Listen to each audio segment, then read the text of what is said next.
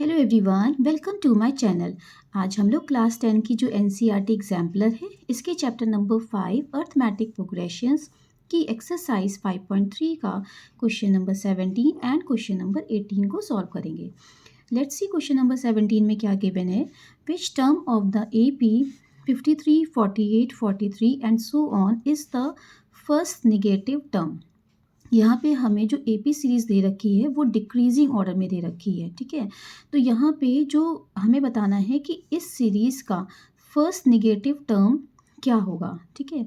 तो हम मान लेते हैं कि वहाँ इस सीरीज़ का फर्स्ट नेगेटिव टर्म जो होगा वो AN होगा, ठीक है। तो यहाँ पे मान लेते हैं कि let the first negative term is AN।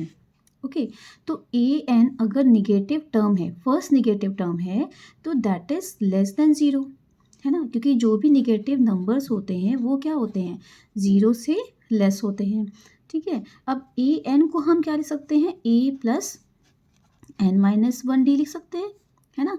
तो ये भी क्या हो जाएगा, ज़ीरो से लेस हो जाएगा। ओके, अब यहाँ पे जो हमें AP सीरीज़ दे रखी है उसमें A की वैल्यू क्या गिवन है, A is equal to 53 and D की वैल्यू हम लोग निकाल लेते हैं। तो 48 माइनस 53 करेंगे तो वैल्यू हमें क्या मिलेगी, -5 की मिलेगी।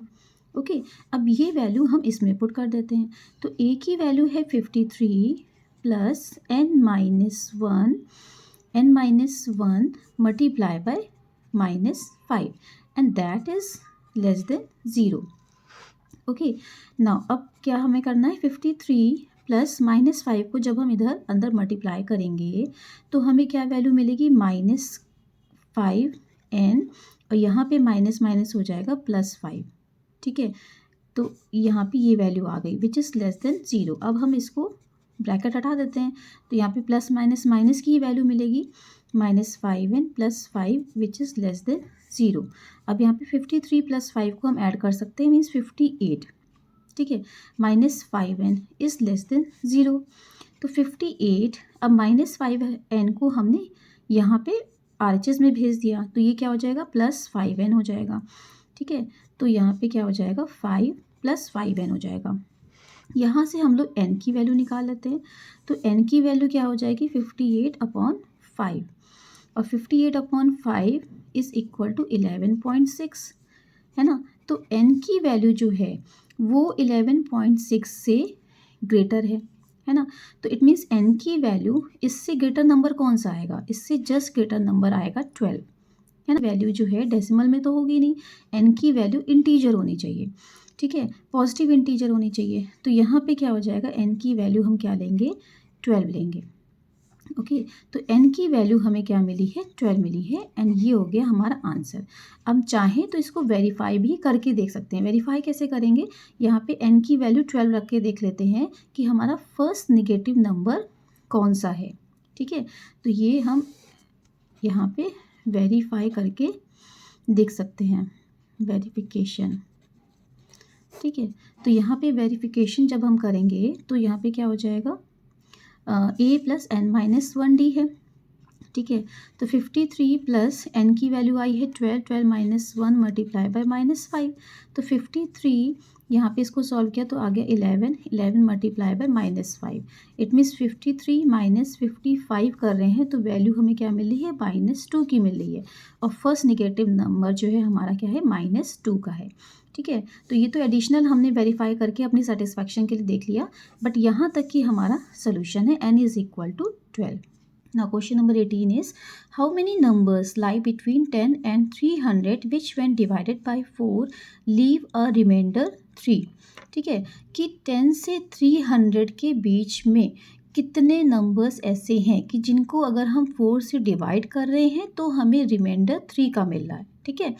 तो अब देखिए 10 से 300 के बीच के हमें नंबर्स लेने हैं, तो अगर यहाँ पे फर्स्ट नंबर कौन सा होगा, देखिए 10 को अगर हम 4 से डिवाइड करते हैं तो हमें 2 का रिमाइंडर मिलता है, ठीक है।